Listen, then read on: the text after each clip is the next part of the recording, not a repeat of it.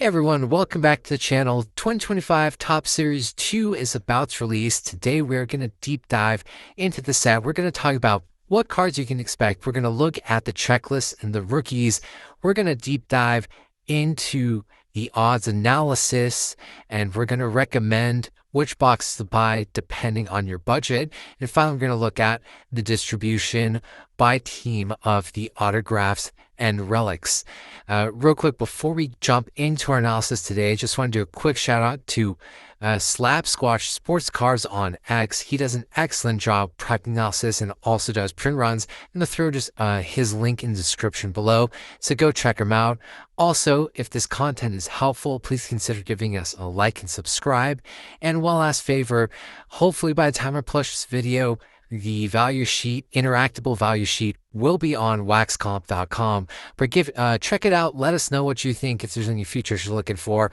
But hopefully by the time this video is up or later this week, we'll have that value sheet up there so that you can also play around and do your own analysis. So let's jump in. So what cards can you expect in 2025 Top Series 2?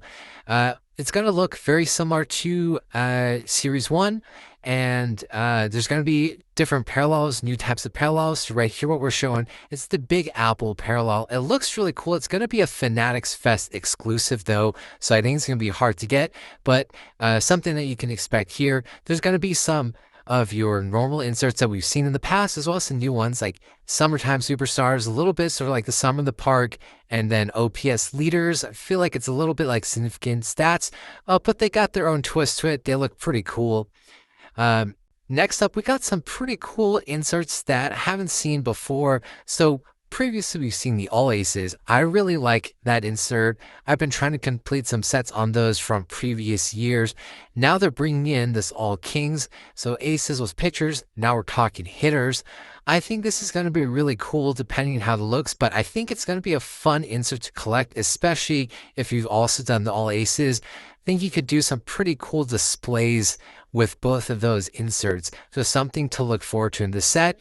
And then we got these like K-Zone inserts for the pitchers. So we got the K and the reverse K, which is a short printed. These are die cut. I think these are two cards that I'm looking forward to. I think, again, you could do some pretty cool things with the inserts in terms of how you display your collection. So something I'm looking forward to from the insert perspective. Some cards that we've seen in the past. Again, home field advantage. Pretty cool checklist on them. And then we've got the heavy lumber as well as the first pitches. So some things I'm familiar with, but some good ones. Some good ones there. And then finally, these are not all the types of cards, but some cards to look forward to. We've got the City Connect game used memorabilia, our game used memorabilia ones. Those are pretty cool. I did pick up a 1/1 of Yu Darvish on that from Series 1. That was the card that I was looking forward to most because I like our City Connect uniforms. I know some fans really do not like their City Connect uniforms, but it's a cool relic to look forward to. We've got our traditional autos. We've got the patch autos. I believe the one that I'm showing here may be the hobby exclusive one. And then there's a new, I think this is a new dual auto signature tunes player plus a musician. I'm sort of about that mostly into just the baseball stuff. I know Dynamic Duels was a set that recently came out. I do have some cards from that as well that I collect for my PC that they do baseball plus other athletes from other sports or similar type of things. So if you're into that, that is going to be in this set. All right, so looking at the checklist, the checklist is huge. I did clean up the checklist that TOPPS published on PDF. Not going to throw it all here. Had like over 2,000 cards on the spreadsheet. I just pulled from the base set here, just the list of the rookies that are going to be on Series 2. There's 64 in total on the base set. There's a few big names here that I think a lot of people are familiar with, and a few that had debuted earlier this year were not as familiar. I'm going to be honest, I've missed the past couple weeks of baseball. dog was sick, racked up a few $1,000 in vet bills, which is going to cut into my baseball card budget this year majorly. So you may not see me rip too much on the channel after Series 2, although I am sitting on a bunch of old wax I bought previously. But here are the 64 rookies. So I'm just going to put that up. Otherwise, there are some other rookies. They're not on the base set, but they're on the inserts or the autographs. So for example, Jacob Wilson, ESPN has him. Last time I checked, rated as a top 15 player overall in MLB. He has autographs. I believe he's also on the home field advantage. So there are some rookies like that where they may not be on the base set, but they have other cards in the checklist. Overall, the base set does have most of the big players, so you can hopefully go after them, get their parallels, and then also the gold mirror images. So overall, pretty decent checklists. Rookie class this year so far, except for some names like Jacob Wilson, who I mentioned there. Now let's go into the value sheet.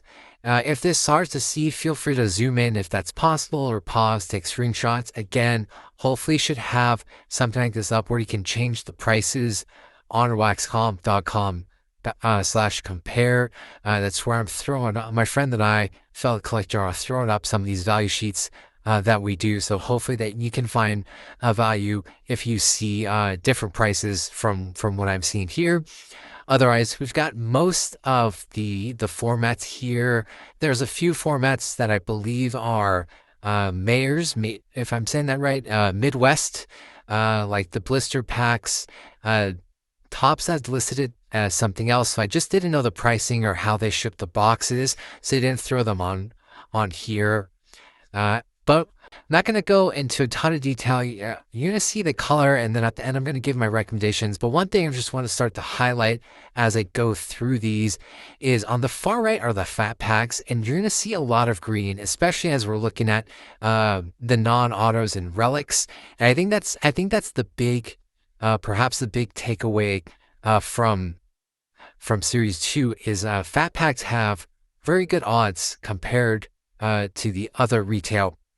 And so traditionally, it seemed like at least the past few releases, hangers were the king or queens of retail. I believe Fat Packs has taken over that, as long as you're not chasing those autos or relics. And then maybe something to call out is the retail display boxes also seem to be doing better than what I've seen in the past. Overall, pretty decent odds. And then not as good as the fat packs on some of the non-auto or non-relics, but surprisingly pretty decent on the autos and relics. So overall, like if you're trying to chase like everything and you want to give yourself the best shot at $60, which is, I think, the last time I saw the price, maybe 70, still pretty darn good odds. Value packs or blasters just do not look good. If I'm going to be honest with y'all, there's a lot of red on here for the blasters, which usually I have a lot of fun ripping. Another thing I do want to call out, the Fanatics boxes. So one thing they had brought in was those redemption cards. Previously, odds on the redemption cards were not very good, but this time around, actually, it's like about 8 boxes.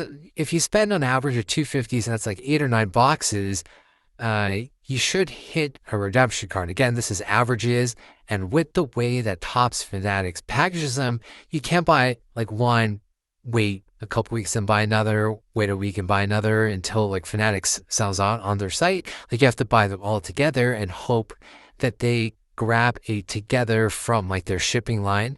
Otherwise, if you buy them all separately, the odds don't quite work that way. So that's actually really good compared to before, whereas before you're spending so much just to hit a redemption card, it wasn't quite worth it if you're just chasing that. Now, what you could redeem, it's actually pretty close in value. Like the ceiling of the or the floor is pretty close to value with the average spend you'd have to go for. Maybe the floor is a little bit less, like $80 if it's an autographed baseball that you could find and maybe bid even cheaper. And then the ceiling even higher with some of those big name signed jerseys. So very, very cool there, where it actually, I think, makes it worth it to try and go after that if you're into the redemption cards on the memorabilia and want to hit like some big names, Skeens, Otani, just to name two. And then if you're going for autos, if you're going for relics, it's going to be the hobby and jumbo boxes. In this particular case, if you can spend the money, $180, jumbo's probably the way to go if you're foreseeing all that green on the relics, and the autos, it guarantees you one auto. Two relics, if you're like me, you've probably seen a lot of those in the past, or if you just buy one, you get like maybe two base relics and then like an auto, so you're not really getting the money's worth. But if you're looking at the average amount you have to pay to hit an auto or relic with other formats, then it could be worth it. Otherwise, I'm going to talk about this a little bit later, but if you're not like fundamentally against breaks are probably going to be the way to go if you're chasing that and you're looking for some value, or just going for singles. But if you're chasing value and you want to potentially hit a card that's out of your budget from singles, breaks could be the way to go. Again, we'll talk about that later. Hobby, sort of, it's a nice in between there. So let's go to our recommendations. Again, you can go back, you can pause, take a deeper look at those values. Autos, relics, if you have the money, $180 after tax. That's close to $200 depending on what state you live in. That's probably going to be the way to go. If you're on a budget, retail display may be the way to go to chase relics, autos, because you're paying right now about $60, so maybe 60, 70-ish bucks after tax, or a little bit less than 80 after tax, depending on what that pricing comes in between 60, 70 bucks. So that could be a way to go, especially because they have pretty decent odds on the non-relic or non-autos as well. So if you can't afford the jumbo, that could be a way to go. Now you might be thinking, well, what about the hobby? A lot of times you're going to hit the relic on the hobby, but the hobby does have some pretty nice exclusives on their autographs as well as their autographed relics. So if you're trying to chase that, then could be worth going the 90. So after tax, $100 on the hobby if you're trying to go for that, which the retail formats aren't going to include. If you don't care too much about that, maybe something that could be of interest to you is, hey, what if I do retail display, which is decent on the relic autos and odds overall on those, plus maybe Fanatics box. That's the same price as your hobby, $90, and you give your shot at a pretty yourself a pretty decent shot at a relic, especially with what we're seeing. If the odds that TOPPS printed is accurate, because it's quite different from previous releases, then you're looking at, hey, maybe I could get some pretty cool cards. Again, it's a luck of the draw, but just based on the odds, if you're on a budget, that could be a fun way to go. Otherwise, best format retail, just generally speaking, I believe, is the Fat Pack. They take over from the hangers. So we'll see what I do this year. I like to rip these on the channel to show you all. I was hoping to do just a bunch of Fanatics boxes and a bunch of Fat Packs, go at it with them and see if the odds are accurate. It would be a small sample size, but I thought that would be something fun with the vet bills I racked up. Not sure if I can totally do that, but we'll see. Otherwise, if one of you does that, please let me know in the comments. Let me know how that goes. But this is my general recommendation. Overall, this is just my general recommendation based on what I'm seeing the value sheet. So hopefully that helps. And now earlier I said breaks could be the way to go. So I'm going to go and look at our distribution for the relics, distribution for the autographs by team.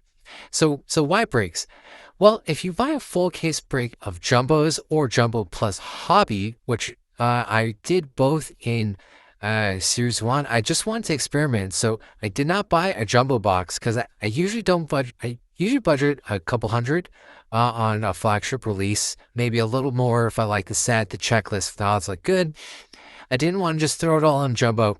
I bought six breaks. It cost me less than $200. I also got a bunch of top loaders, penny sleeves, including not just the ones that they shipped, but including like fresh packs. So it was money well spent. In that case, I believe I hit 3 autographs, including a triple auto out of 5 of the Orioles. So that was a Cal Ripken, Eddie Murray, and then I think an Adley on that. Plus, I believe 4 relics. One was numbered, and one was a Jacob Wilson real one. Couple numbered. So overall, way better than a jumbo. Again, it's a lot of luck.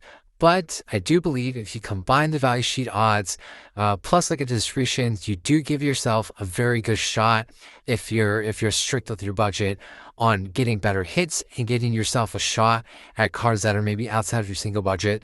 I've done it before with other breaks, and overall breaks have served me well in the sense that what I've gotten out of them is more than what I would have paid on singles. So I'm very happy with that. Again, had some breaks where you get absolutely nothing, but I think ever since I started looking at the distribution of teams and the value sheets, it's been really helpful there. To be honest, I buy like a ton of breaks. I just, if I really like the set and I see some value there. So stop rambling. So here's the relics. Percentage-wise, Phillies 8.5% of the relics. This does include the autograph ones. Atlanta Braves 6.5, Yankees 5.5, then the Mets, Padres, Red Sox, and then you can look at the rest. I didn't combine some of the teams where they may fall somewhere else for a break. So now autographs. Dodgers, most autographs 9%. Then the Braves. So one thing you may notice, Braves, and then the Yankees have a lot of autographs plus relics. So if you're doing a jumbo, and then the Mets again. So if you're doing the jumbo, those 3 Phillies, Dodgers may give you a really good shot at getting some hits if you're to buy a full case break. Again, you want to look at the prices of these, but when you look at the distribution like that, usually what you're going to find is teams with the top rookies or top chase cards, like players, are going to be severely overpriced. Then the teams with almost no representation on the checklist, they're going to look cheap. They're going to be like $10, $15. You're like, hey, that's cheaper than buying a box, and you're after them. But the percentage of hitting a card is so low, it's actually not worth it. And so a lot of the profit margin for the breaker comes from that. And then there's going to be cards in there where I don't know what it is going to be this time, but it's probably going to be like the Mets, maybe the Red Sox, the Cubs, maybe the Phillies, and then some other in between where if you're looking at the guaranteed hits in a jumbo case of autographs and relics, all of a sudden you're like, hey, I've actually had a pretty good shot at hitting some of those. And the prices are pretty fair, especially compared to buying a jumbo box. And that's where you could potentially buy multiple breaks and get multiple hits. Again, you could be very unlucky, hit nothing, but you know, you can start to finagle around within your budget to try and optimize those hits. So that's all I got for you all today. Hopefully this analysis and this breakdown was helpful for you. Again, if it was, please consider giving a like and subscribe. I really appreciate y'all watching this video, and best of luck in your 2025 Topps Series 2 rips, and we'll see you in the next video.